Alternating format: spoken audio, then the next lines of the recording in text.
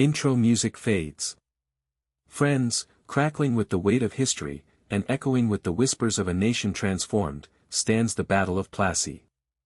Fought on June 23, 1757, it was no mere skirmish, it was the hinge upon which the destiny of India swung, ushering in not just British rule, but a systematic economic plunder that would last for 2 centuries.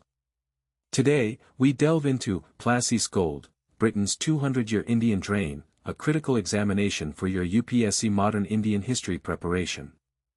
Plassey wasn't a military triumph of overwhelming might, it was a triumph of deception and treachery.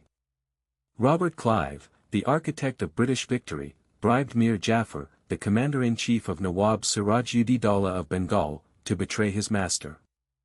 The Nawab was defeated, and Bengal, the richest province of India, fell under the sway of the British East India Company. This wasn't the beginning of direct British imperial rule, but the beginning of insatiable economic exploitation masquerading as trade. The immediate aftermath saw the company's coffers swell. Clive himself reported a staggering sum of over £2.3 million in gifts and private trade from Mir Jafar, a king's ransom in 18th-century terms. But this was just the tip of the iceberg. The company's demands became relentless. Through the infamous Diwani of Bengal granted in 1765, the company gained the right to collect revenue from this fertile land. This meant that the wealth generated by Indian peasants, artisans, and merchants was no longer being reinvested in India but was being siphoned off to Britain. This process, so eloquently articulated by the grand old man of India, Dadabhai Naoroji, in his seminal work Poverty and Un-British Rule in India, was the drain of wealth. Naoroji, a towering figure in India's freedom struggle, meticulously detailed how India's surplus wealth was being transferred to Britain without any commensurate economic return. This wasn't just about taxes, it was about a deliberate policy of deindustrialization and the systematic dismantling of India's thriving industries. Before the British, India was a major exporter of manufactured goods, particularly textiles. Indian cotton textiles were world-renowned for their quality and affordability. The company, however, saw Indian industry as competition. They imposed heavy duties on Indian finished goods entering Britain, while simultaneously flooding the Indian market with cheaper, machine-made British textiles. This had a devastating impact. Indian weavers, who had sustained their families for generations, were left destitute. Their livelihoods were crushed, and India, once a manufacturer, was reduced to a supplier of raw materials for British factories and a market for British finished goods. This wasn't an accidental consequence, it was a deliberate strategy.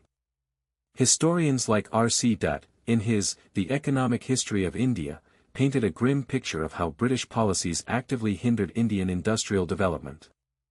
India was forced to export raw materials like cotton, indigo, and jute at artificially low prices, which were then processed in British factories and sold back to India at exorbitant prices. The profits generated from this trade flowed not into India, but into the pockets of British merchants, industrialists, and shareholders. Let's look at some figures. Between 1757 and 1815, it's estimated that over £1 billion, adjusted for inflation, was drained from India to Britain. By the late 19th century, this drain accounted for a significant portion of India's national income. This wealth was used to fund Britain's Industrial Revolution, its wars, and its colonial administration, often in other parts of the world.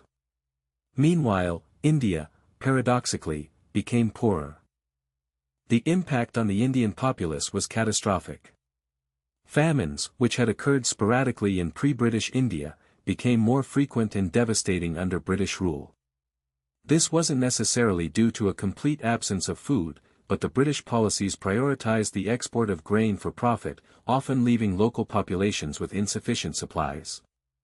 Amartya Sen, in his Nobel Prize-winning work, has highlighted how famines are often social and political failures, rather than simply natural disasters. The British policies exacerbated these failures by disrupting traditional food distribution systems and prioritizing revenue collection over famine relief.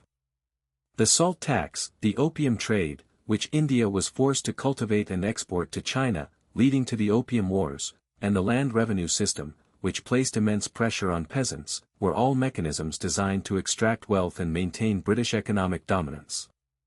The construction of railways, often lauded as a British achievement, also served a dual purpose. While facilitating trade, they primarily served to transport raw materials to ports for export and to move troops for maintaining control.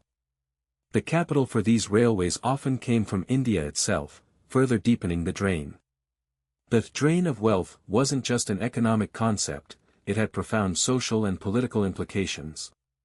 It fostered dependency, stifled self-sufficiency, and created a deep-seated resentment that fueled the Indian nationalist movement.